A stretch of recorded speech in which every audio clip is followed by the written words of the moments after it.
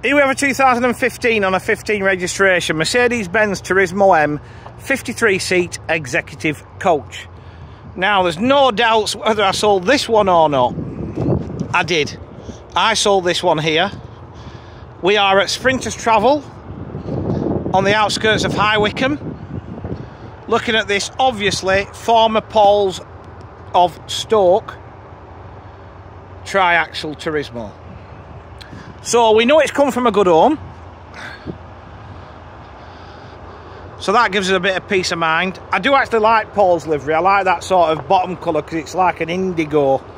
You know, it looks like dark blue, but it isn't. It's got a bit of purple about it. So I do like this livery. I can understand why it's not been repainted. Bodywork's all good. Alloy wheels fitted. Power operated centre continental door. I know I repeat myself every time I look at a similar vehicle, but it's kind of what I have to do. Big winner for me on these is this wide centre access. Okay, because a lot of offside centre entrance exits are very narrow and steep. Turismo's made Merc have made theirs wide. Steps aren't deep, lots to grab hold of, you know, so it's a plus for me, that. The other thing with these, they're not quite 13 metres. I mean, we're talking millimetres, but they're not quite 13 metres, and they have a very, very small rear overhang. So even though the rear steer and the triaxle might put some people off, these are possibly the most manoeuvrable on the market. Although the back corner doesn't back me up on that, because it's had a little bit of a nudge. We have got a price to repair that, and it's not even 1,500 quid. Under the bonnet, Euro 6 Mercedes engine. That's driven through Mercedes 8-speed power shift automated gearbox. Reverse cameras also fitted. Back down the near side again. She's all good. In fairness, it's the near side corner that usually gets bluted, not the offside, and that's sound. There's a glider just coming in there. Have a look. They don't make sense to me. If God had wanted us to fly without an engine, it'd give us wings. So we're all good on the near side. Loads of luggage space on a Tourismo. You are not going to struggle with this.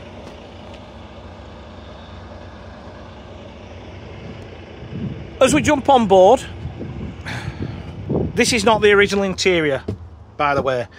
We've got 53 reclining seats with soft line trim. Leather headrest inserts. These have come out of a 2019 ex-Shearings vehicle, which Paul's converted into a team coach. Consequently, the seats out of this went into a 49-seat, a 12-metre one that I sold. There was a lot of seat swapping going around at the time, so these are actually, the seats are newer than the coach. Lap belts are fitted. You've got wood effect trim to the seat fixtures. Sideways movement.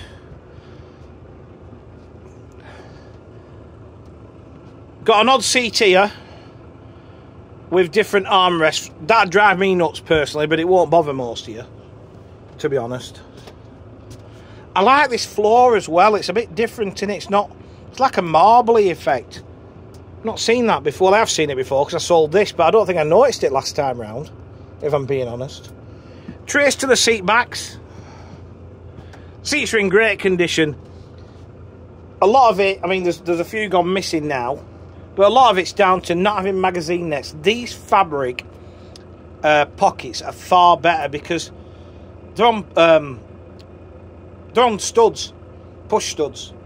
So basically, people put rubbish in them. You just undo the two pins, drop it down, brush all rubbish out onto the floor, sweep it up.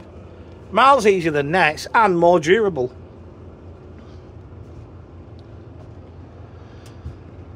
We've got a carpet to the aisle. I didn't mention that when I was talking about the floor.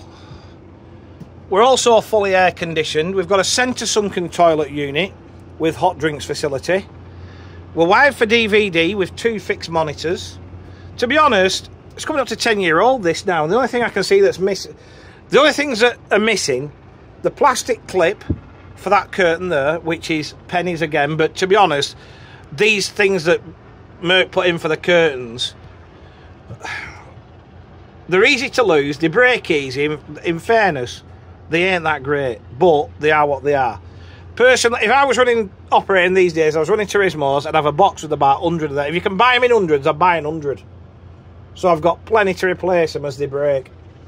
There's that odd seat at the back, and there's a couple of them magazine pouches missing. Other than that, she's good to go, but she's 10-year-old, we've got to remember that. Dash is in good order. I do like the Tourismo dash. Takes it from the Cetra, obviously. Very, very well laid out. Everything's at the driver's fingertips. Drivers love Tourismos. Passengers love Tourismos. And it's all down to that badge in the middle of the steering wheel, because it's associated with a prestige brand. So basically, people jump on this, they think it's made in Stuttgart. They don't realise it's made in Turkey. You know, but it's what it is. Well, they do now, because I've said it on that many videos, so sorry to everyone for bursting your bubble. Mileage is slightly over 400,000 kilometres, so it's not even been worked hard. But all Paul's stuff is generally low mileage. Fridge in the dashboard, courier seat, that about finishes it. Let's have another look, because it is quite smart inside. Nice and plain.